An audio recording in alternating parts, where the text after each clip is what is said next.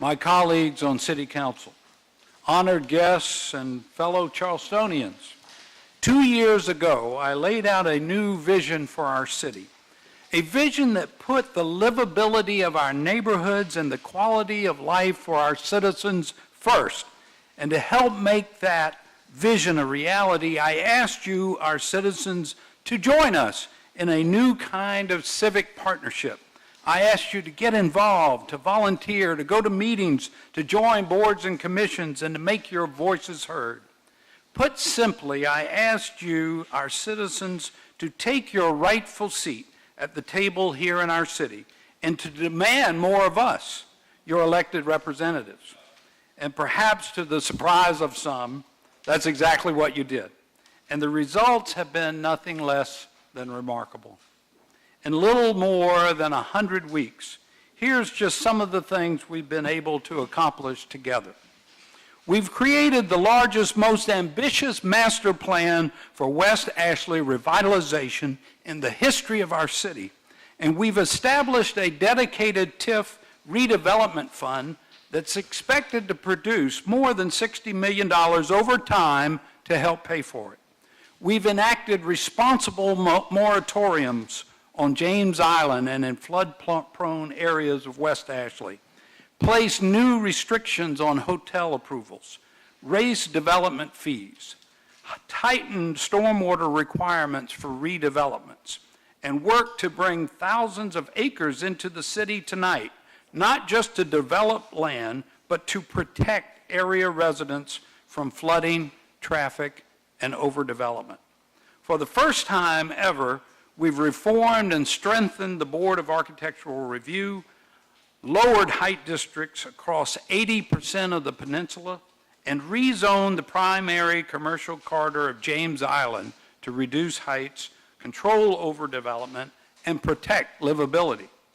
We've worked to protect, expand, and accelerate hundreds of millions of dollars in current drainage and flooding improvements, found solutions for the Church Creek drainage basin, and are preparing to proceed this year on rebuilding the low battery seawall.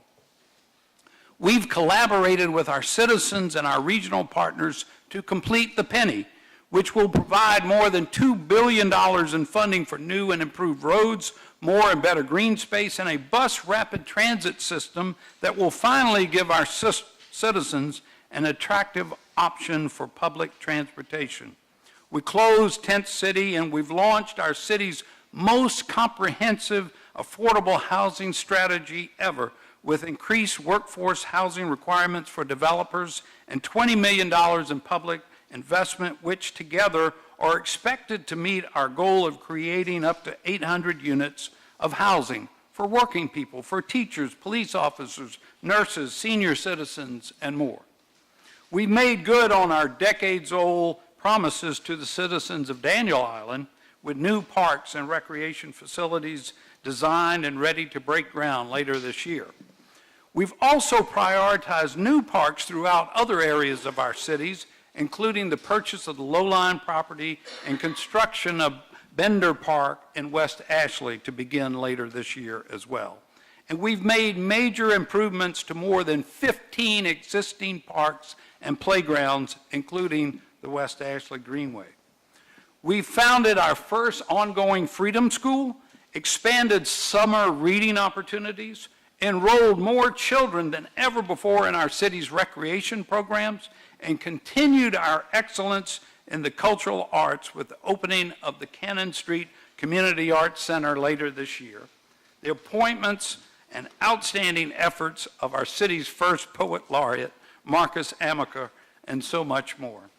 We've lowered violent crime, created a successful city bike share program, broken ground on the Waring Senior Citizens Center, West Ashley, launched our first independent performance review, balanced tough budgets without a property tax increase, and protected our city's AAA credit rating. And even as we're doing all this and more, we've weathered not one but 2 hurricanes and a historic snow and ice storm, and emerged stronger on the other side of all 3. In short, we've come together at a time when so many other places and people seem to be coming apart. We've done big things to make our city better, and we've done it by working together and listening to our citizens.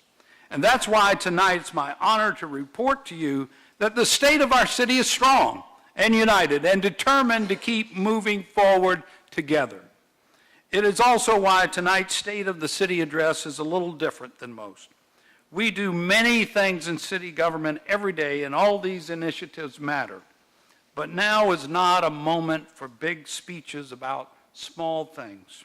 Instead, it's a time for setting clear priorities. It's a time for speaking directly about our plans. It's time for rolling up our sleeves and focusing our work on the most important issues our city faces today, particularly those related to controlling overdevelopment and protecting our citizens' quality of life, namely flooding and drainage, traffic and transportation, affordable and workforce housing, and maintaining public safety. First, flooding and drainage. For more than 300 years, the people of Charleston have lived with the threat of hurricanes, high tides, and flooding. But now, with rising seas and a history of ill-advised development in some areas, and 3 major flood events in 3 years, we simply must make flooding and drainage our city's top long-range priority. And in order to do that, we have to closely examine what we're doing today, what we plan to do tomorrow, and how we're going to pay for it. Last year, our city spent more than $32 million on drainage improvements. We worked with federal and state officials to secure FEMA funds to buy out many of the homes that were hit hardest by the floods West Ashley. We hired a leading engineering firm to help us find solutions for the Church Creek drainage basin.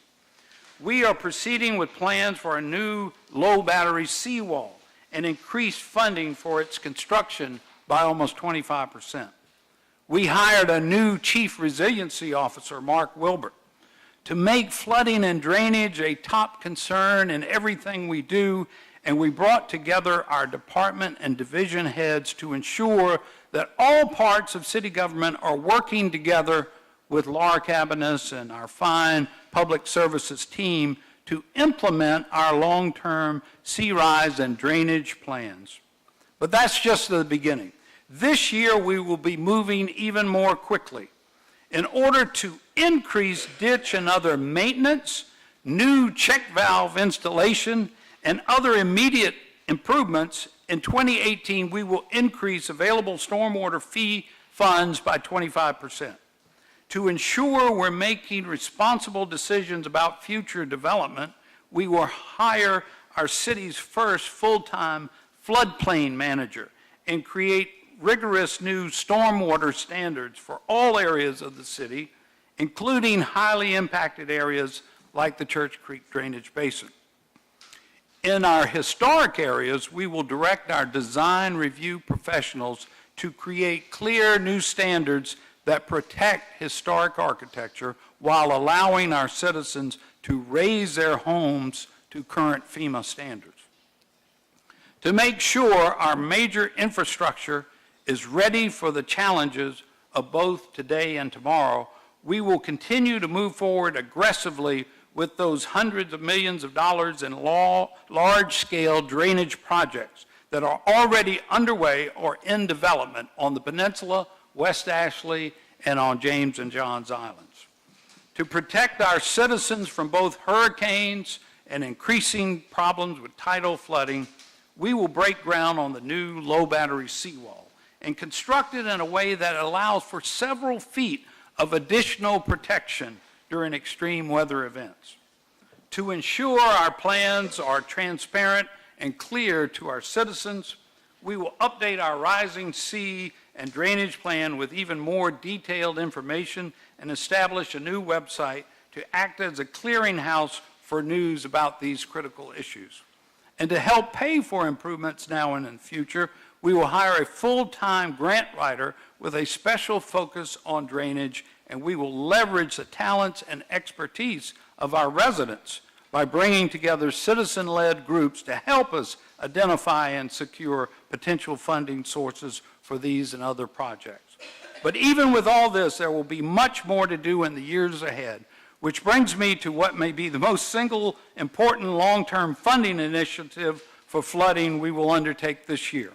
In 2018, 6 million tourists are expected to visit our city, and like the 140,000 of us who are fortunate to call Charleston home, they too have a stake in the future of this beautiful and historic community. But under current state law, we simply don't have the authority or flexibility to ask our 6 million visitors to contribute in a significant way to keep Charleston safe from flooding and extreme weather.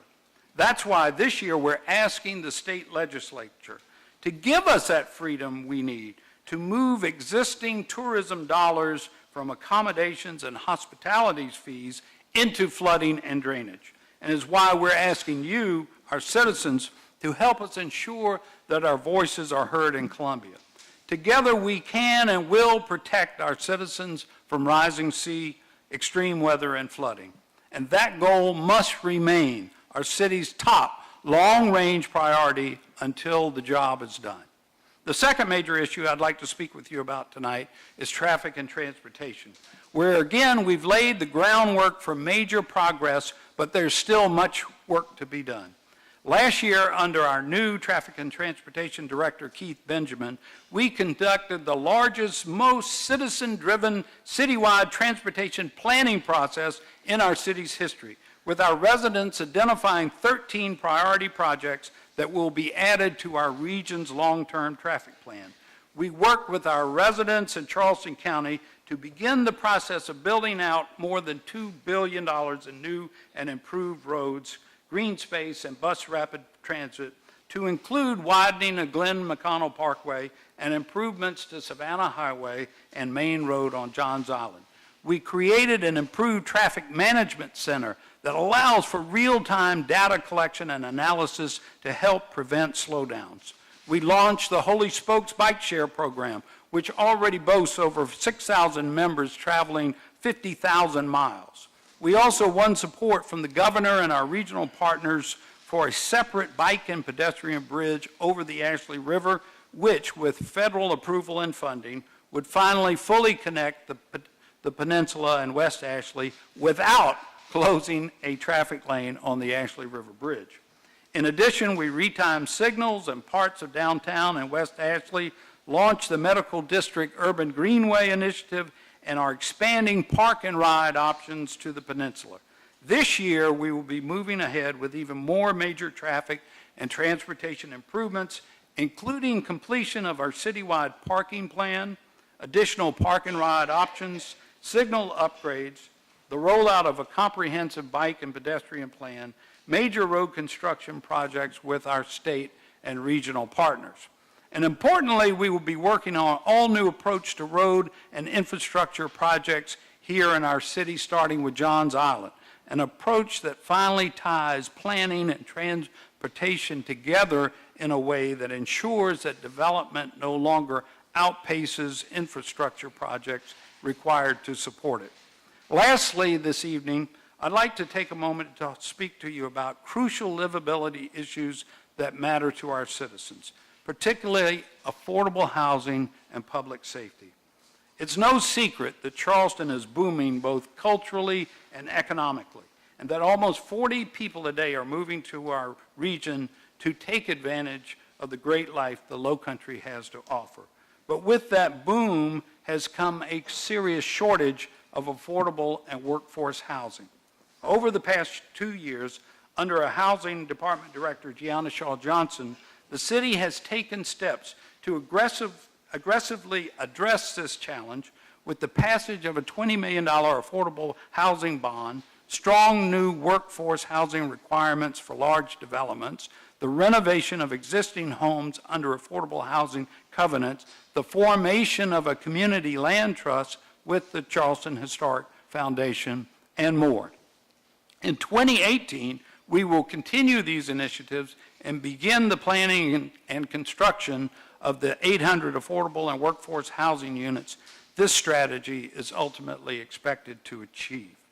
Finally, I'd like to close on a subject that we can never allow ourselves to take for granted: maintaining public safety. And as I do, I want to recognize 4 individuals for their outstanding service: our recently retired police and fire chiefs, Greg Mullen and Karen Brack, and our interim chiefs, Jerome Taylor and John Tippett. Thanks to them and to all the extraordinary men and women who wear the uniforms of our police and fire departments, 2017 was a historically safe year in our city, with violent crime down significantly, the murder rate almost down 50%, and the response rate and professionalism of our fire department at an all-time high. Our police department's illumination project has continued as a national leader in the areas of community involvement and fair and equitable policing. These are remarkable accomplishments, and we salute all those who made them possible. And while we know that public safety statistics can and do change from year to year, we must recommit ourselves to always ensuring that our first responders have the resources, training, and support they deserve. My fellow Charlestonians, it's a great honor to serve as your mayor and to work in partnership with this distinguished city council. And while it has certainly been a busy 100 weeks, I can honestly say that I love this opportunity to serve, and that I continue to be inspired and uplifted by the everyday grace and goodwill that you can find all across our city, from the pews of Mother Emanuel Church to the Farmers Market West Ashley, to town meetings and community gatherings on Daniel, James, and John's Island. Together over the past 2 years, we've worked hard to preserve, protect, and expand the things that make our city so special. And tonight, here in this historic chamber, we have charted a course that will make our already great city even greater for our citizens in years to come. So I thank you. God bless you, and may God continue to bless and keep the great city of Charleston. Thank you very much.